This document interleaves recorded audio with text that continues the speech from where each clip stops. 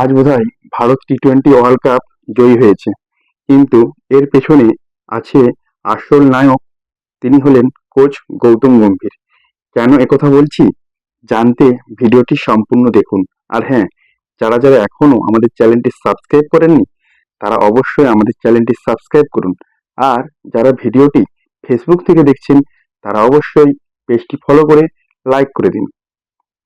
আচ্ছা, আপনাদের বোধহয় মনে আছে 2011 সালের ওডিআই ওয়ার্ল্ড কাপ কথাটা আপনাদের মনে থাকাই কথা।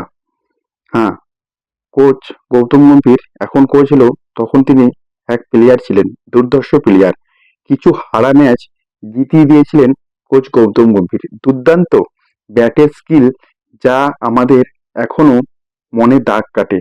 আর আজ 2026, এই 2026 সালে টি-টোয়েন্টি ওয়ার্ল্ড কাপ তারই কোচিং নেতৃত্বে আমরা জয়লাভ করি। বলা যায় তারই দৌলতে আমরা 2026 টি-টোয়েন্টি ওয়ার্ল্ড কাপ জয়ী হয়েছি। হ্যাঁ, ঠিকই শুনছেন। হয়তো আমাদের ভারতীয় প্লেয়াররা খেলেছে, আর এরা প্রমাণ করে দিয়েছে যে আমরা ভারতীয় প্লেয়ার।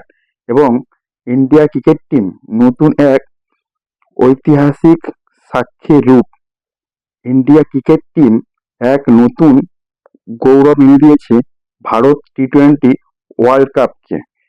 কোচ গৌতম গম্ভীরের হাত ধরে, ক্যাপ্টেন সূর্যকুমার যাদবের হাত ধরে, আর সঞ্জু স্যামসনের দুর্দান্ত ব্যাটের দৌলতে, যা অভাবনীয়। 8ই মার্চ 2026 ভারত প্রথম ব্যাট করতে নেমে 20 ওভার শেষে 255 রান করেন, 5 উইকেট হারিয়ে। জবাবে নিউজিল্যান্ড খেলতে নেমে 159 রান করে, তবে তখন সমস্ত উইকেট হারিয়ে ফেলে।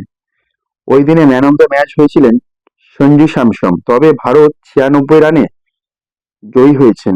যেমন ভারতীয় প্লেয়াররা এর পেছনে খুব কঠোর পরিশ্রম করেছেন, ঠিক সেইভাবেও 2026 সালে মাঠের বাইরে কোচ হিসাবে বসে থাকা সত্ত্বেও তিনি 2026 টি-টোয়েন্টি ওয়ার্ল্ড কাপের জয়ের নেপথ্যে। 8ই মার্চ এই ম্যাচটি আপনাদের কাছে কেমন লেগেছে বা আপনারা কেমন উপভোগ করেছেন সেটা কিন্তু অবশ্যই কমেন্ট করবেন। আমরা ভারতীয়রা আশা করব যে আমাদের ভারতের সমস্ত প্লেয়ার সমস্ত ওয়ার্ল্ড কাপ এইভাবে যেন সমস্ত টিমকে হারিয়ে জয়ের খেতাব অর্জন করে। যারা যারা এতক্ষণ ধরে আমাদের ভিডিওটি দেখলেন তাদের সবাইকে জানাই আরো একবার ধন্যবাদ।